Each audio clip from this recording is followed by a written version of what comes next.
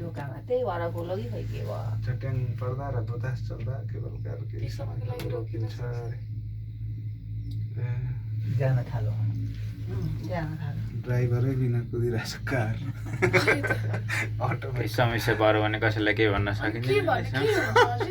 केही पनि हुँदैन यो जोर्लिनु पुल त जोर्लुनु यहाँ त केही नै प्रब्लमै केही त हुँदैन त्यो तार त्यति मोटो छ यो घुमाउने पोल त्यति डह्रो छ के चाहिँ हुन्छ होइन नि हुँदैन त्यस्तो हुँदै आफै कुदेर जान्छ उतै अनि लाइन त जाँदै जाँदैन नि त लाइन त हुन्छ नै नि त यो त लाइनमै जेनेरेटरबाट भए पनि झारिहाल्छ नि। अबि यत्रो मोटो तार कहाँ त्यति छ माथि चाहिँ हुन्छ त्यस्तो नि सोच्ने होइन नि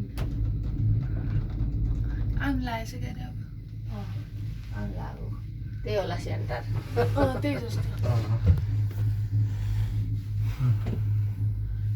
आज राम्रै भयो मास्क चाहिन्छ फेरि मेरो त हराइगयो नि त्यो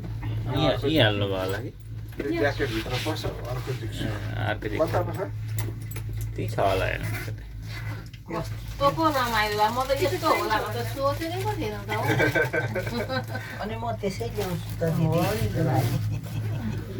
मैले त्यसै ल्याउँछु त अहिले त लाउनु पर्दैन घुमेर आउँदा चाहिँ 11 किलोमिटर छ अघि बिहान चाहिँ के गर्ने अरे गाडीमा पशुपति दिनैभरि लाग्छ त्यो बाटोबाट मेन यो छेउमै छ नि त अहिले बाबुको घर भाइको घरको छेउमै हो नि त त्यो त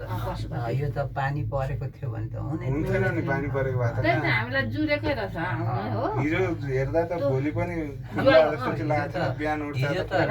आइन्छ भनेर सोचेको सोचेकै थिएन सोचेकै थिएन आइन्छ दिदी मम्मी आउनु हो न यहाँ अस्ति नभए डेडी मम्मी अनि ल्याए छोरीहरू भनेन नि कि क्या हो मलाई के भने होइन हामी गयौँ भने त छोरीले भन्यो नि त जान्छु अर्को निकाल्नु जानु छोरीले नै जानु है दिदी जानु भनेको त जान्छुले नै हो त अब गन्तव्यमा आइपुगे जस्तो छ